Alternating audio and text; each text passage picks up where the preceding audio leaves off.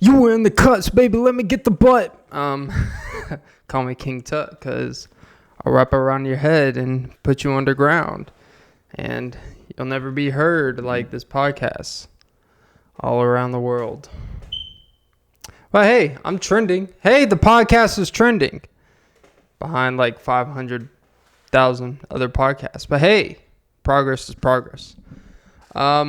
Which is kind of, speaking of lack of progress, apparently there's this social media craze with tipping. Not, the average tipping. The tipping thing, apparently I learned that tipping was actually originated. It actually came from, I believe, Italy or Spain, one of those very giving countries that keeps to themselves and just does what they do. But apparently they had a tipping culture type of thing. And some millionaire went over there and brought that back.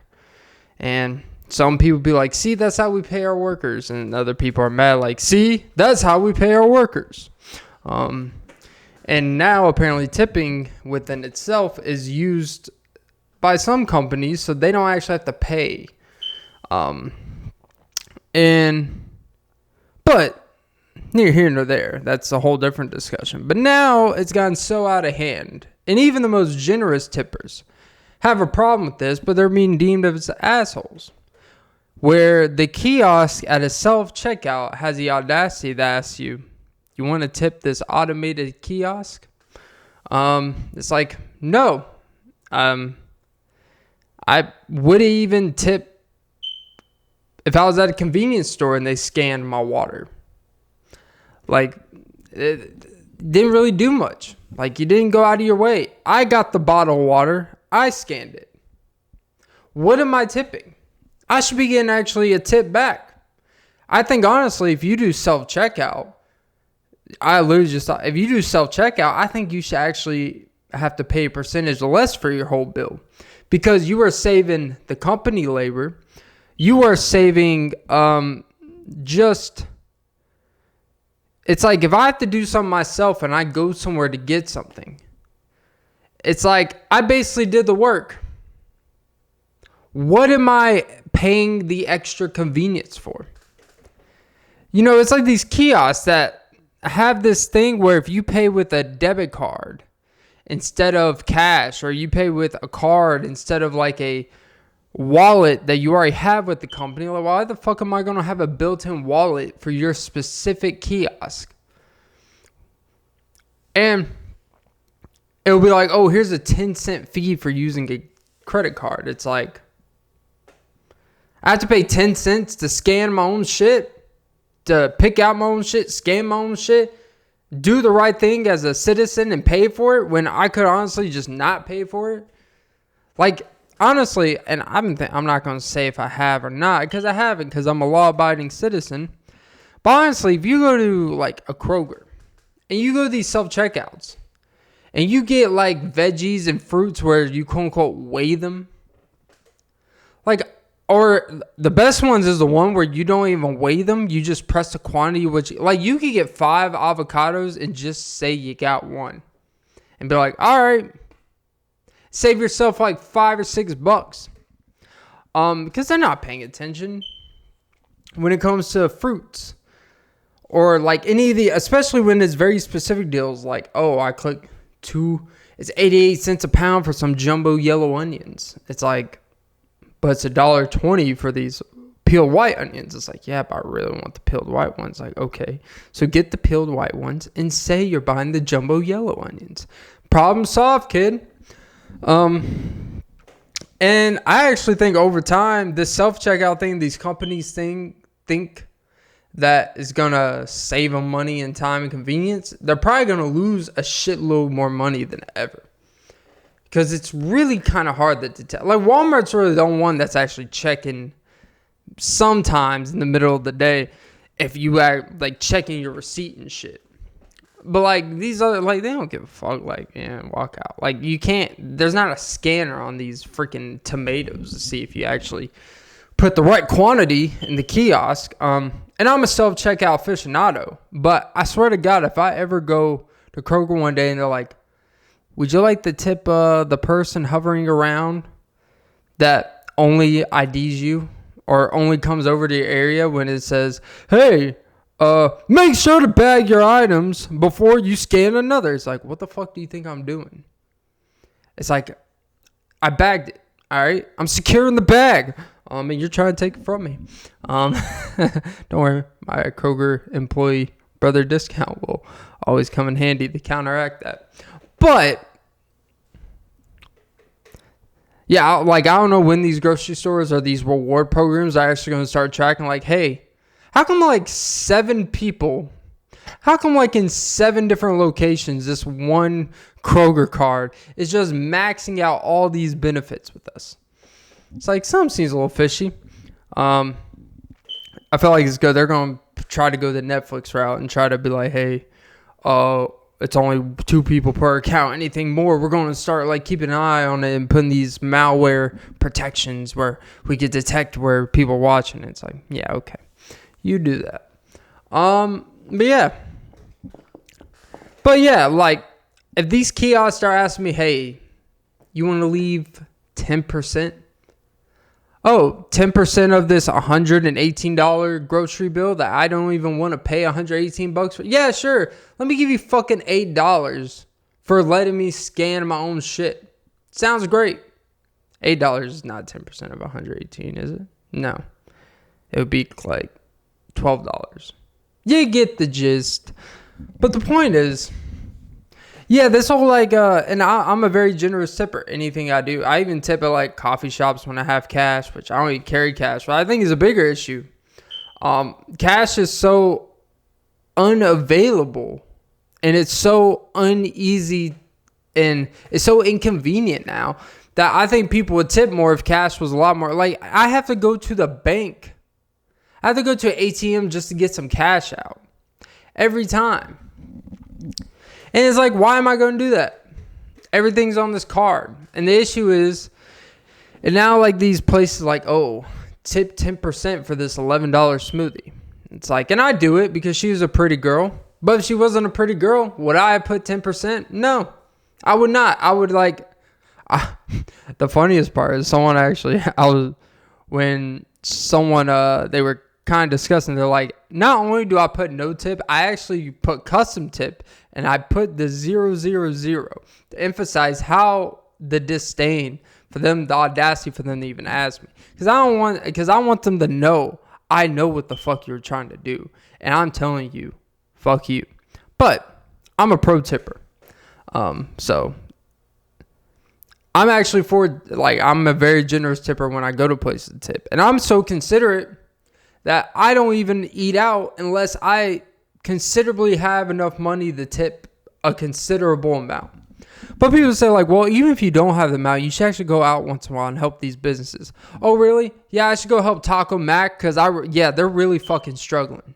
Because that's where I'm going. I'm not going to these, like, chances are I'm not going to these mom and pop places where I have to pay cash because I understand that the reason why they charge these 50-cent transaction fees when you use a debit card is because it costs them money each time there's a swipe, so they have to do it to counteract it. So I get that. That's why I go to these grand, basic ass chain restaurants where everything is right available. Taco Mac will be fine if I don't go there twice in the next 5 months. Zaxby's will be alright if I don't go there for more than 6 months. Like, these places will be fine. Don't give me this like, oh, these businesses need to survive. Like, no, like, me as an individual not paying for overpriced wings and paying for overpriced this and $13 nachos, they will be fine without me. But you still go because the waiter's there and stuff. It's like, well, yeah, I feel bad for them. I feel bad that it's going to be harder for them. And then now there's this whole discussion. I've been on a Grant Cardone type of not like a rabbit hole, but I listened to a podcast with him on the School of Greatness with Lewis Howes, and he's actually getting. At first, I thought he was kind of like really, you're really going to sit here and try to tell me that inflation is not a real thing. And I'm not like so focused on inflation. Like, my belief about that stuff is like, hey, you see what's happening, you need to adjust to counteract so you're not a victim of what's happening. So inflation sucks, but you can either bitch about how much it sucks or try to make a little bit more to make ends above means. I understand at a certain point that's unrealistic.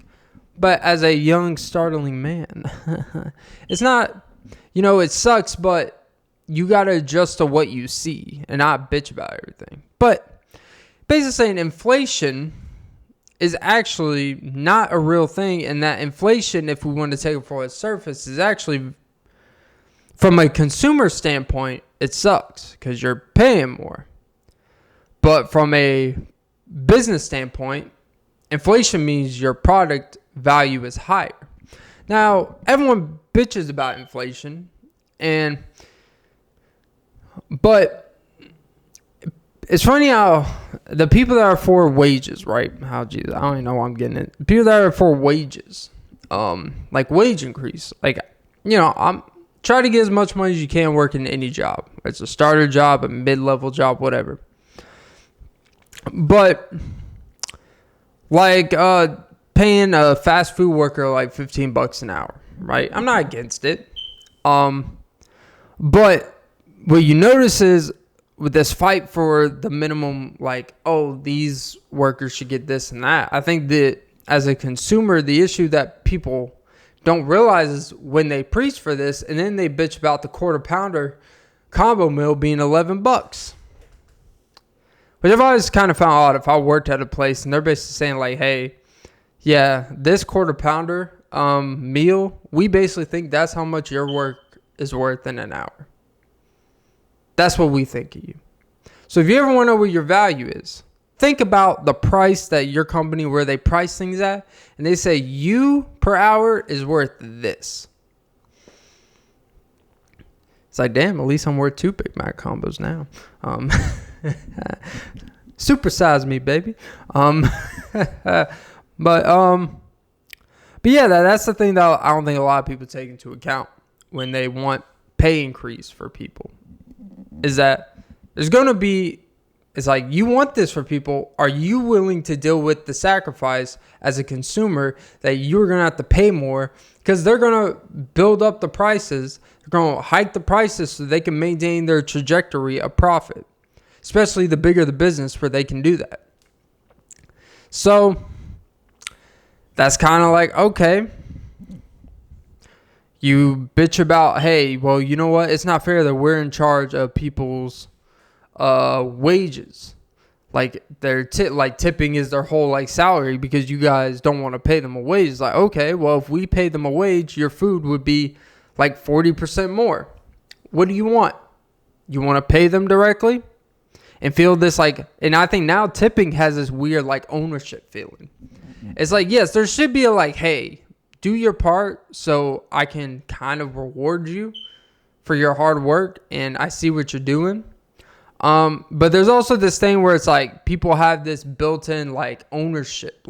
I'm the owner of this place.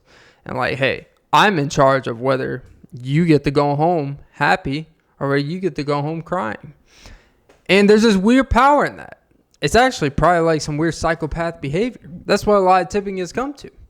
And these psychopaths at these kiosks asking us people, do you want to tip me for you scanning your own shit?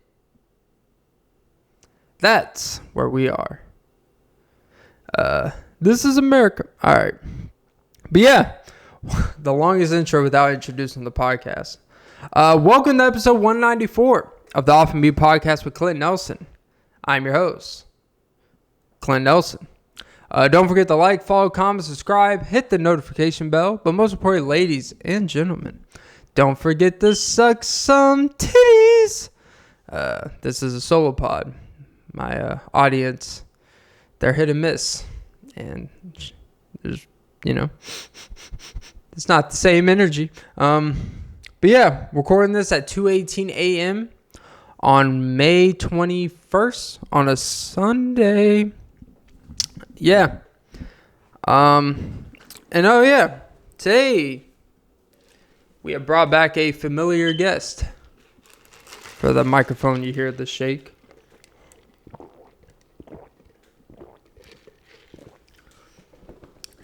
I don't know what it is. It may be a placebo effect. Because, I'm not gonna lie, I've been really caffeinated lately. Here's the thing, right? I'm gonna sound like a person in denial, but I'm an avid iced coffee consumer from Dunkin'. And the thing is, when you start paying out of pocket instead of like all the free shit I was getting for years, it's like, damn, like, how much do I really actually before you justify like, oh, it's free, that's why I go there a lot. And then it becomes free half the time, depending on who's there, depending on what's to hook you up and stuff, but they're trying not to get fired. Respect. I ain't trying to get no one fired. And being a big baller now.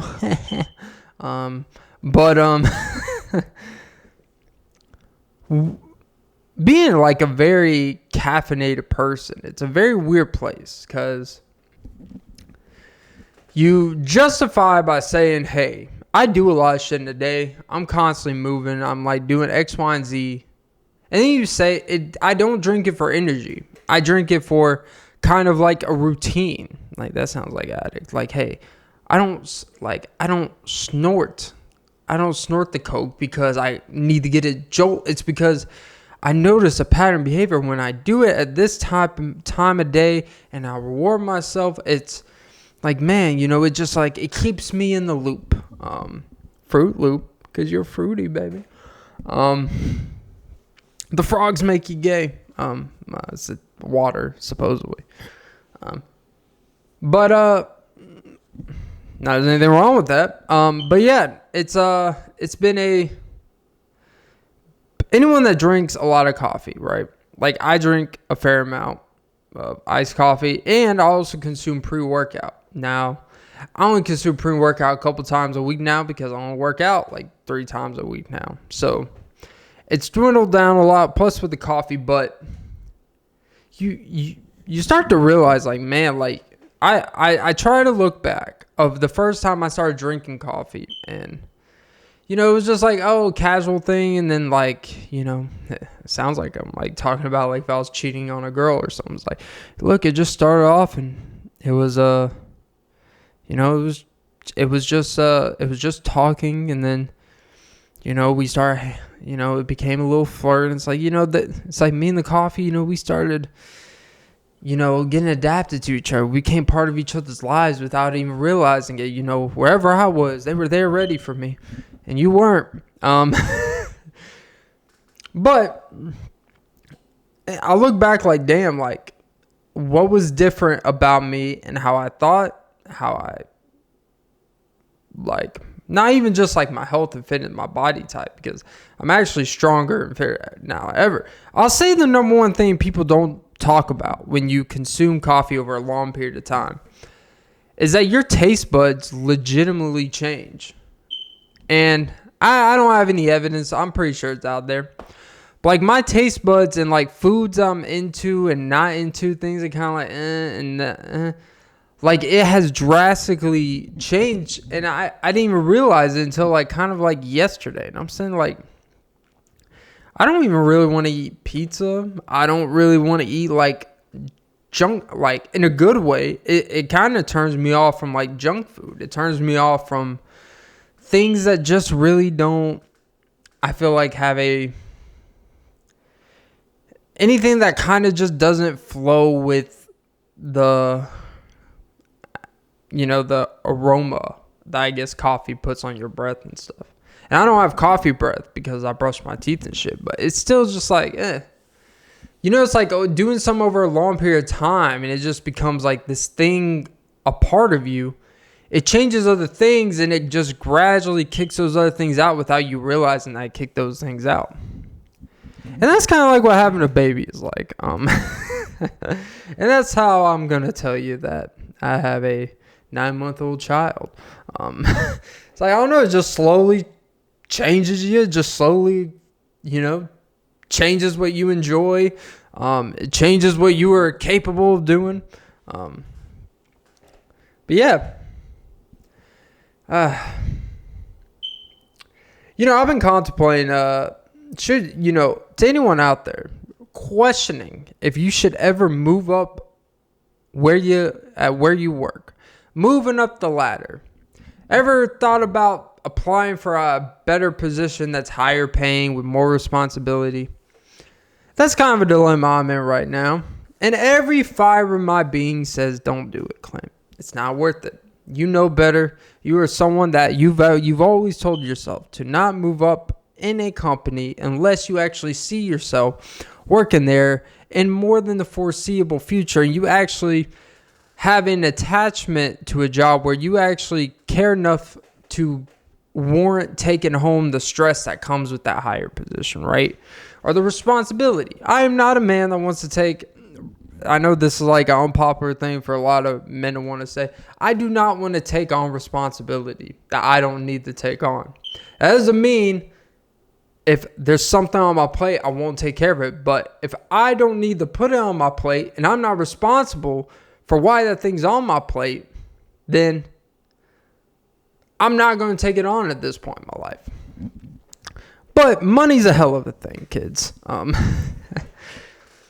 But not just money.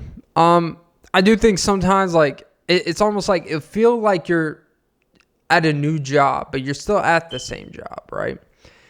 It's a different, you can always put some on your resume. Oh, now I got X experience. I got this experience. Like, how much is that really? Honestly, how much is saying I have managerial experience? Like, be honest. Like, well, how much has that really ever actually helped someone get a position that they weren't going to get anyways?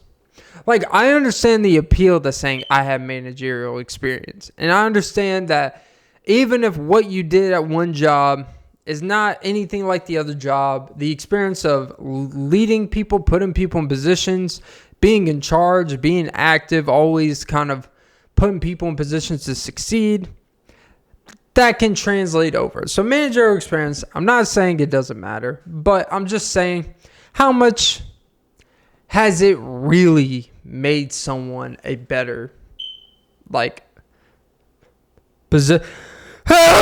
Jesus. How much has it made someone not sneeze? Sneeze Louise. But yeah, no, I guess the rule, is it always better to take better positions even if you're not really sure if you want to do it? But you should just do it just because the financial benefit, but also just the experience benefit. But what if you take that position and that it's like, I feel like if I take this position, I'm gonna burn out, or I'm gonna say fuck this shit in like 4 or 5 months, compared to if I stay in my position where it's a slightly lower position, but I can see myself dragging along and making a longer term income bill while still having time. Because I think the biggest fear, honestly my biggest fear, is when you take a higher paying position, there's obviously more required. There's more expectations. And I am not a man that wants expectations. Have the lowest expectations of me possible. Not literally, but please. But there's this thing where you take this position, or you take a position, and it's like, is it really worth it? Like, is this honest? Like, no, I got sidetracked. But one, is it worth it? But two, is this thing going to take away from what I actually want to do in my personal life, right? I think a lot of people's biggest fears is moving up in companies, but they have these outside things that they do. And they barely have time for it as is, but they make do because it's easy to go to work and just do your job, not feel pressure from upper management, because if shit goes wrong, they're not really going to come to you. They're going to come to the people who are in charge of your area. They're going to go to them first. And then they may take out their shit on you. But that's a whole different, like, feeling. You don't feel like, man, like, I'm going to get fired today. You're not going to have to stay for 45 minutes after work and sit in a room and get berated because, you couldn't control someone's temper tantrum.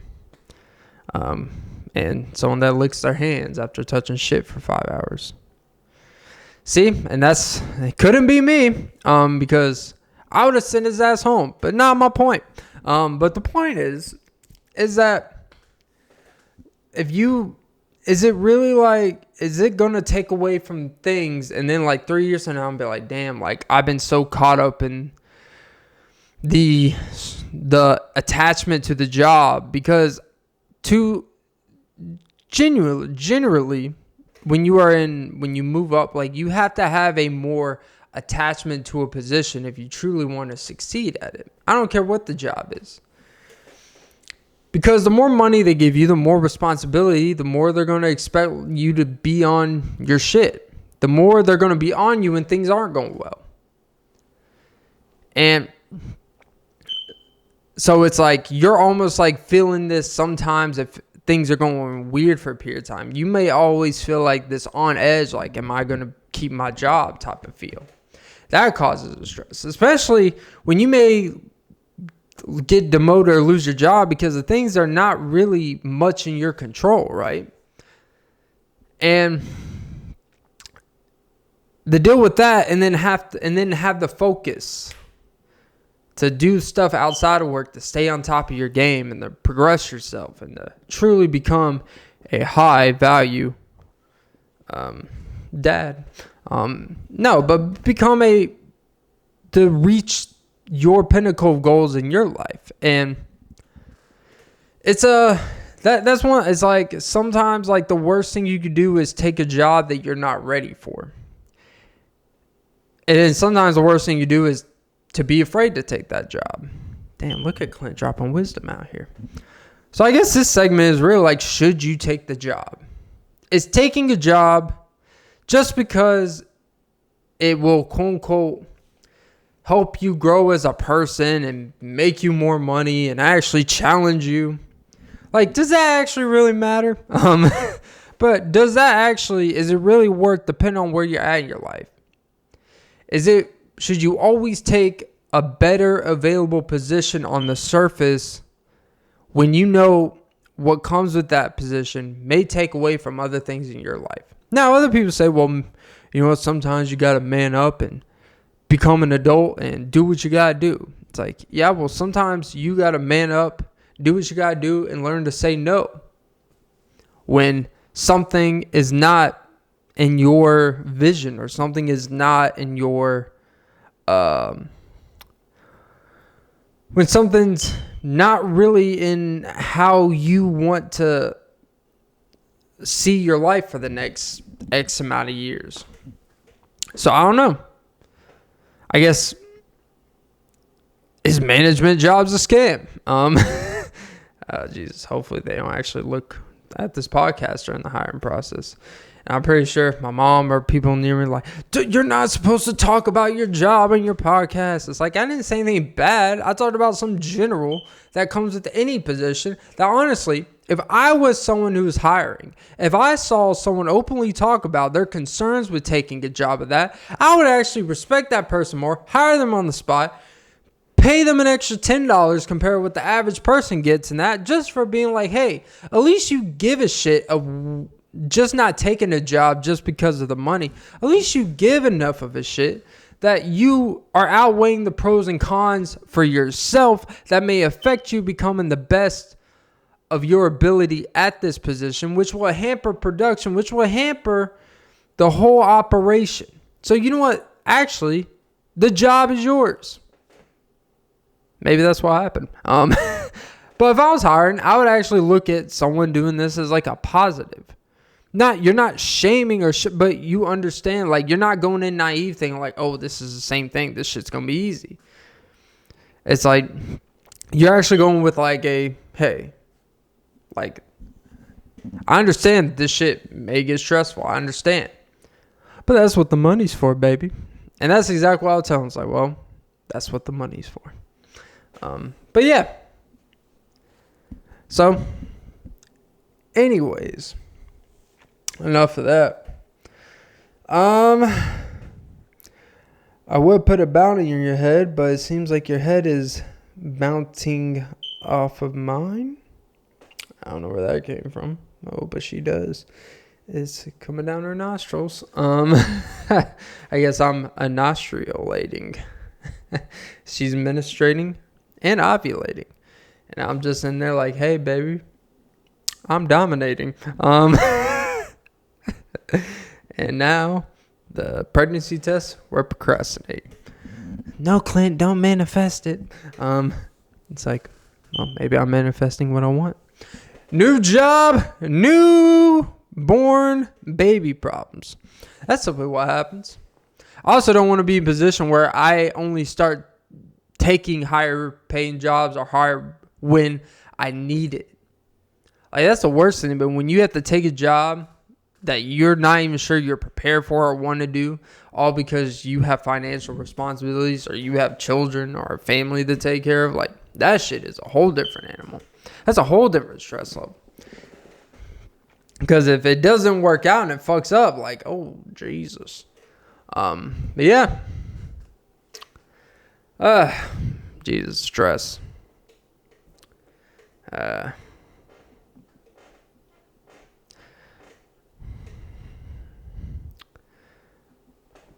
Oh, Jesus. I feel like I should be, I always have this, like, fantasy when I'm listening to certain songs. Jesus, this podcast just got sus real quick. There are certain songs, and I think all guys, there's certain songs. For me, there's 2 songs, and then a couple others. But it's typically when a female singer, but it's a dancing singer, right? And it's a very specific song. So I have 2 songs where when it comes on, I fantasize about some fantasy girl that may or may not be or have been in my life at some point doing a lap dance on me in front of like a bunch of people I know, a bunch of coworkers at a random event where all these coworkers just happen to be at, and they see the boy getting a sexy ass lap dance, and halfway through I just start like picking them up and hip thrusting them like I'm Magic Mike or some shit, and we may or may not have penetration on stage and be like, holy shit, this is the wildest shit. And those 2 songs are Body Party by Sierra and Me and You by Cassie. There's something about those songs that just put me in that mood of just like, damn, like a girl that I'm not with. You don't want it to be with a girl that you're with. There's too much at stake. You want it to be a girl that you have this untapped sexual tension with, but you've never actually had that sexual tension in real life interaction, and it's always been this playful but like, well, we're friendly, but then you get in the right setting, you get the right song on, and she just starts busting it down on you, and then you're just like, holy shit, and you feel like the king of the world because it's your 28th birthday, and all of this is in front of people because your friends set you up on a stage, paid for it, and they got you some girl that they knew you kind of liked, and they're like, hey, this is how you know she liked you too. Boom, boom. But yeah, I'll tell you what, I wouldn't get stage fright then. I'd be like, I'm open, baby. And so was she. Open sesame. Come on, baby, let me open that magic box. Open sesame. Yeah, you could. My wand can do a few tricks for your bunny to be hopping. All right, Clint. Now I'm a fool. Let me pull a rabbit out of that hat. But yeah, I think guys, especially like young, like when we listen to certain songs that involve sensual, like kind of sexual dancing, and it's a woman singer, but their artistry is more of the dancing. It's like, it's not that they can't sing, but people know Sierra. People don't go to Sierra's live concerts to hear about her lyricism about listen to the goodies. No, we live because we want to see Sierra do Sierra things.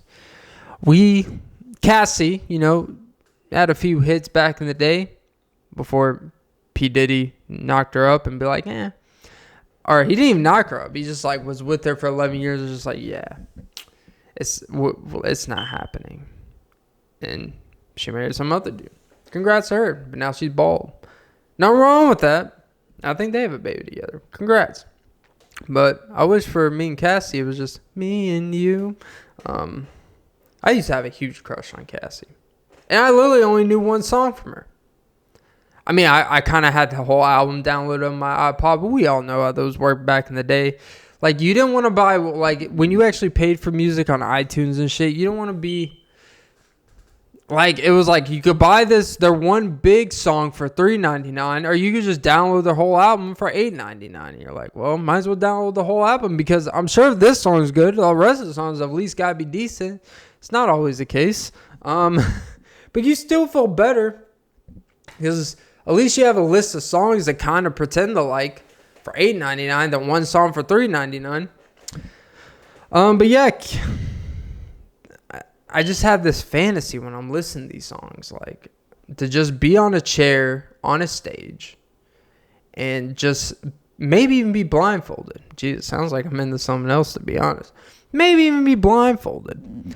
And in the audience, have, like, my guy friends and some, like, girls I know have been into me, but we have this weird thing, but not really. And then they see a specific girl that knows how to dance and get a personal lap dance. Get a personal just dance. Not even just lap dance. Just like, this whole thing is for me. And like, oh my God, I didn't know Clint was like this. Like, you damn right. And like, they rip off my shirt and they're like, oh my God, what happened to Hercules? It's like, the last time I saw Clint, he didn't look like this. And be like, oh, well, you know what they say. You go to the gym 6 times a week, you will have a lot of muscle fatigue. And eventually the muscle fatigue will stop fatiguing and just become muscle. And boy, I would muscle up her booty. The girl I'm thinking about. All right, Clint, you need to relax. But yeah, I would. That's like a weird side hustle fantasy. It's like a daydream fantasy. Like, I never actually fall asleep at night and think about that. But, like, in the middle of the day, I'd be like, When the song comes on, the whole time the song's playing, I'm just thinking about the exact move this girl would be doing at that part. The type of intensity, the eye contact. We're doing everything but fucking.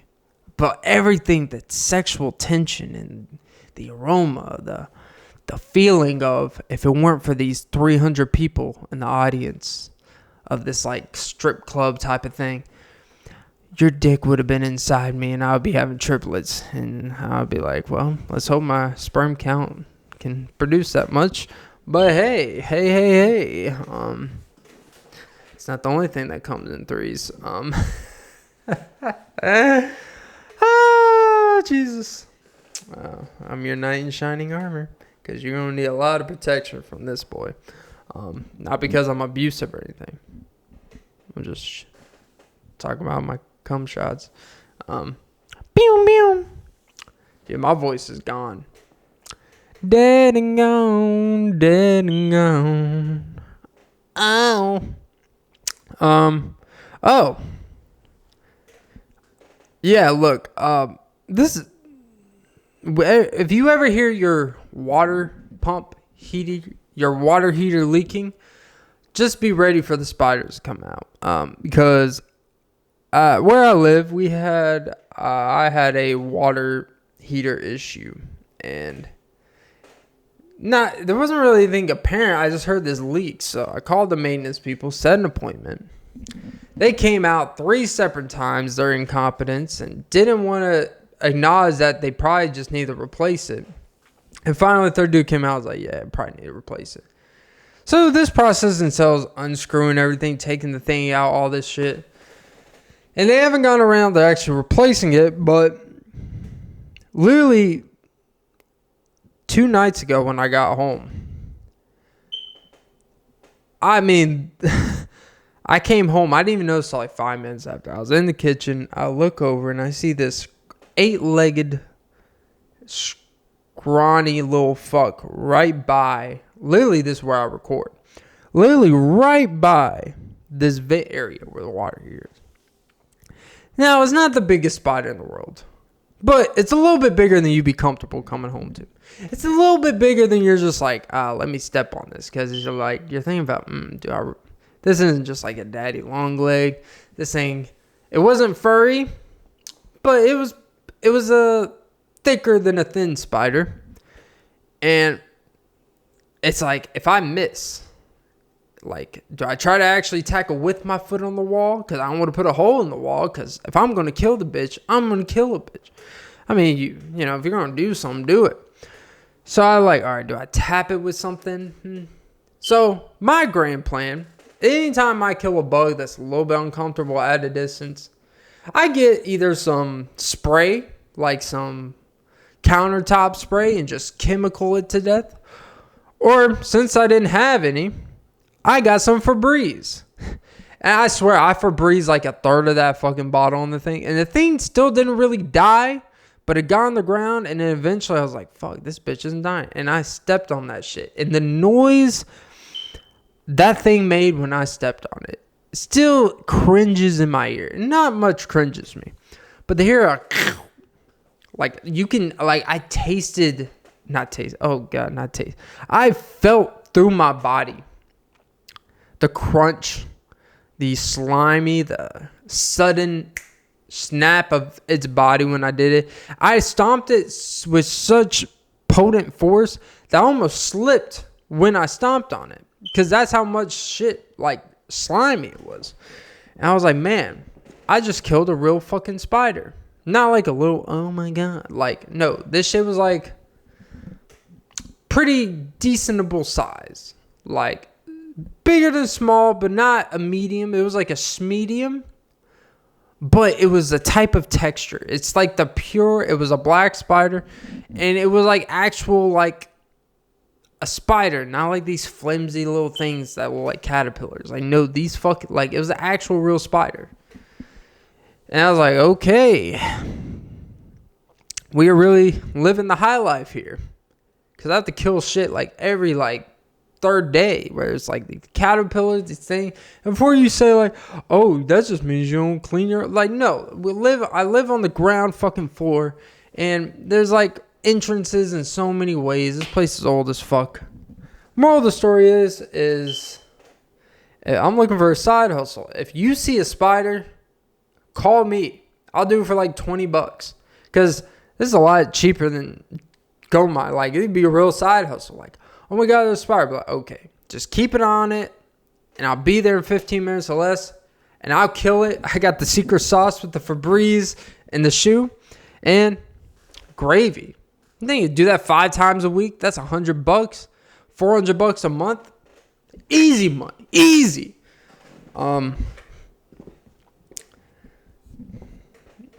You know, make more money doing that than like DoorDash and shit, to be honest.